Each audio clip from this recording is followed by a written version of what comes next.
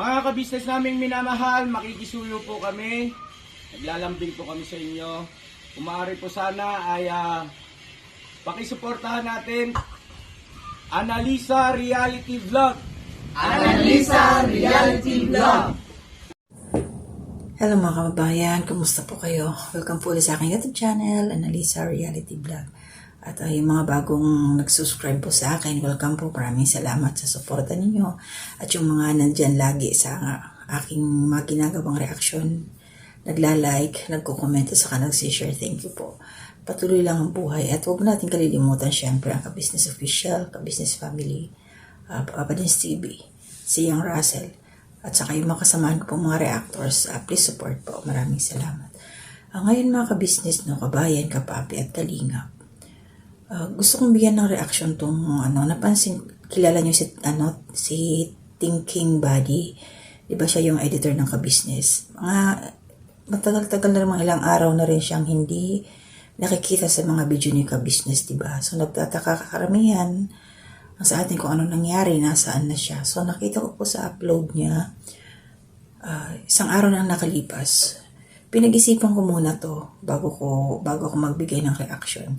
At pinanood ko pa ng paulit-ulit yung video niya kasi ang nakalagay doon sa kanyang thumbnail, yun ang umagaw sa aking pansin na sabi doon na question mark goodbye editor, tapos issue sa ka-business family, question mark. So nagtaka ako, so yun, pinanood ko yung video niya paulit-ulit. Kasi baka mamaya hindi ko lang narinig, baka umatake yung tinnitus ko. Yung minsan kasi may parang maingay sa aking tenga na mga sounds. Siguro epekto dito sa labas kung ano yung mga ingay. So paulit-ulit kong pinakinggan yun. Talagang nasaan doon yung sinasabi niyang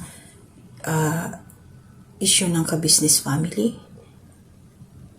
Kasi akala ko, yun ang content niya, yun ang itatakel niya, yun ang pag-uusapan. Wala naman doon. Wala naman siyang nabanggit patungkol dito sa ginawa niyang thumbnail. So, anong ibig sabihin to? Thinking Buddy, anong ibig sabihin mo dito sa ginawa mong thumbnail na goodbye editor? Ibig mo bang sabihin dito, nagpapahiwatig ka dahil hindi ka na rin pumapasok papahiwatig ka na parang nagdadalawang isip or pinag-iisipan mo kung magbabalik ka pa ba sa ka-business or ano ito, palabas ba na yung clickbait na sinasabi o trick mo lang to sa amin na mga makakakita ng video mo para manood, para sa views. Pero parang hindi maganda kasi para sa akin Thinking Buddy. Kasi maraming may mga pumasok na mga negatibong komento doon. May mga nabasa ako kahapon na mga negatibong komento patungkol sa ka-business dahil dyan sa ginawa mong thumbnail. At pati rin sa mga kagwangs may mga negatibong komento.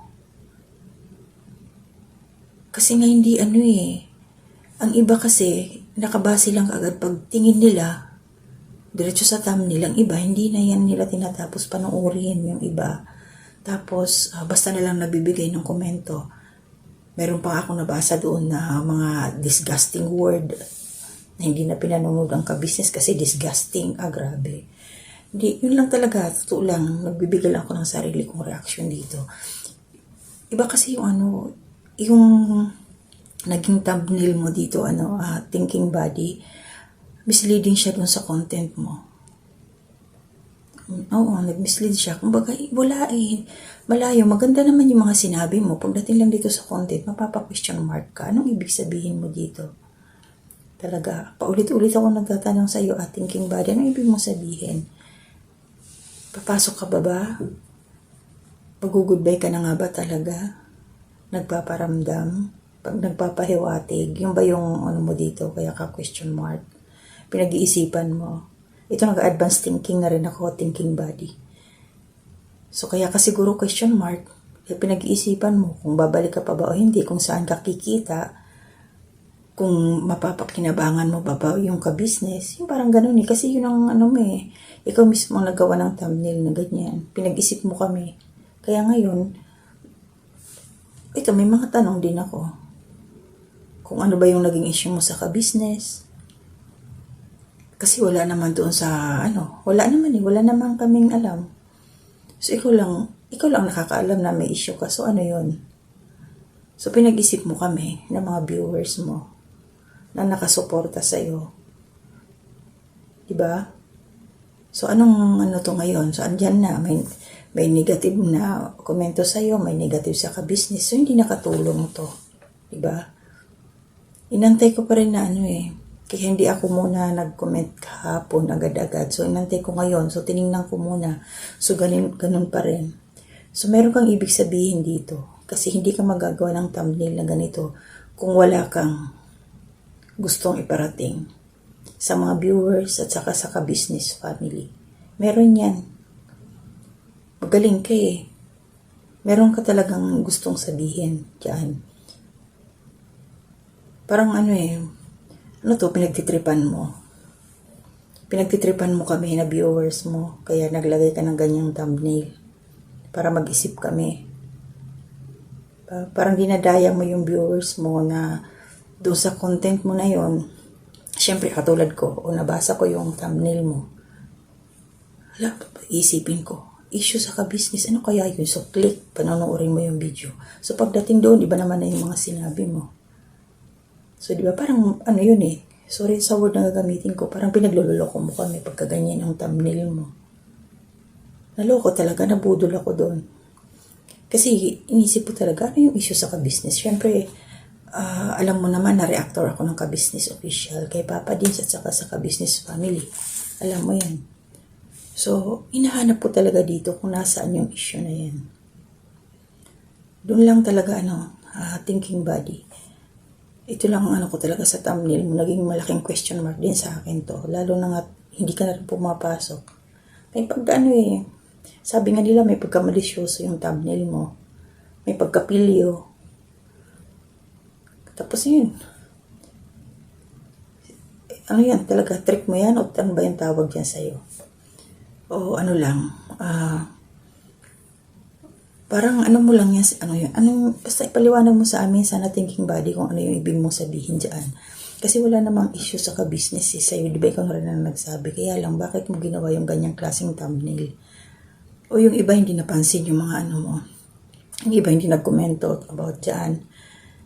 Pero, ang lang doon talaga, meron na namang mga hindi magandang salita para sa ka-business family, which is, hindi naman nararapat, di ba? Hindi nararapat na mag-ganon sila. Kaya sana, ayusin mo yung thumbnail mo. Yung makatotohanan lang. Hindi yung gagawa ka na ganyan para, para manood kami, para i-open namin yung video mo. Diba? Tapos pagdating doon sa panunood, akaantay doon sa dulo. Ako inantay ko talaga nasaan kaya dito yung baka nasa dulo yung issue. Wala naman. Diba? Napakalayo. Misleading talaga siya para sa akin doon sa content mo. Reaction ko lang to, thinking body. Yun ang para sa akin yun ang pagkakaintindi ko. At ito, lilinawin ko ulitin ko. Para sa akin, yung sinasabi mong goodbye, editor, nagpapahiwatig ka eh. Ano ba talaga? Babalik ka pa ba? Tatrabaho ka pa ba? Mag-i-edit ka pa ba sa ka-business? Thinking body. O baka naman, nakahanap ka na talaga ng mas komportable ka sa oras mo. Sabay ganun eh. Ano ko lang to reaction ko lang to. Pero ano mo naman yun eh. Karapatan mo yun. Karapatan mo rin naman yun. Kaya lang, wag yung ganitong klaseng mga pamamaraan para makuha mo yung atensyon ng mga viewers mo. Katulad ko, subscriber mo ako eh. Nakuha mo yung atensyon ko. Pero sa maling paraan kasi naniwala ako na merong pag-uusapan, merong kang sasabihin na issue sa business. Question mark mo pa eh. Or nagtatanong ka? Issue sa ka-business? Tatanong ka sa amin o ikaw nakakaalam niyan. Ano bang ibig sabihin niyan? Pinag-isip mo kami. So, kung may issue ka man sa ka-business, kung ano man yan, harapin mo. Kipag-usap ka kung ano man, ha? Sarili mong salita yan, dyan yan sa thumbnail mo. Wala kaming alam dyan. Nabasa lang namin at karoon kami ng ako. Nakuha mo yung atensyon ko tungkol dyan, kaya nagbigay ako ng reaction ngayon. So, question mark din ako. Pero ang talagang nararamdaman ko, para sa akin, nagpapahiwatig ka. May pahiwatig ka tungkol dyan.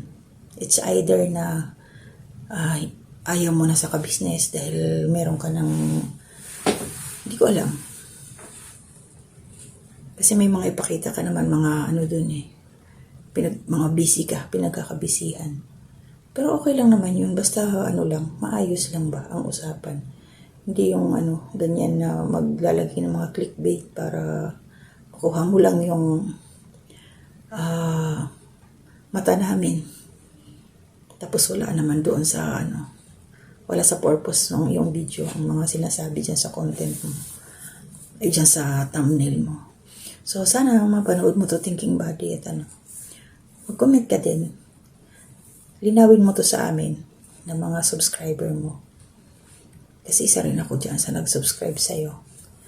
Kaya good luck sa iyong mga plano. Pakiayos yung thumbnail na lang. Paalala lang to. Kasi hindi maganda eh. Nasisiraan yung ka-business eh. Dito sa thumbnail na to eh. Diba? Nasisira pati yung mga kagwangs. Nasisira din sila. Nababash na naman. Ikukumpara na naman. Diba? So pakiayos lang Thinking Body. Wala nang mga pagganyan-ganyan gamitan ng mga question mark. Diretsahan na. Diretsa. Walang mga paligoy-ligoy. Kung mag-desisyon ka agad kung ayaw, kung gusto, ganun, desisyon agad. Wala nang kung ano pang mga cheche-bureche. So, pasensya na kayo mga kabayan, naka-business kapapi. Naglabas lang ako ng aking sariling reaksyon patungkol dito sa naging thumbnail ni Thinking Body na masasabi kong kasamahan din namin sa ka-business official. So, maraming salamat po. Hanggang sa susunod ulit na aking mga reaction video. Ate Marilyn, good morning po. Ingat po kayo riyan. So, hanggang dito na muna. Bye-bye po. Mga ka-business naming minamahal, makikisuyo po kami. Naglalambing po kami sa inyo. Kung maaari po sana ay pakisuportahan natin Taong Gala. Pakisuportahan po natin Taong Gala. Analisa Reality Vlog. Analisa Reality Vlog. Anime Reactors TV. Anime Reactors TV. Alminda Cariaga Mix Vlog. Almenda Cariaga Mix Vlog. Ma'am Fleurs Channel. Ma'am Fleurs Channel. Denshock TV. Denshock TV. PLC Katangay Vlog. PLC Katangay Vlogs. Kalingap Turak. Kalingap Turak. Alright? Alright. Bira. Bira. May notebook pa talaga. Ang galing. Alright? Alright. Ang galing. Ang galing. Support po natin mga ka-business naming minamahal. Nagpaalam po sila. At ayan, mga reactors po yung karamihan dyan. At ito naman sa Denshock TV ay solid ka business po yan na nasa abroad. At sponsor din po natin. No? Thank you so much po. God bless sa ating lahat.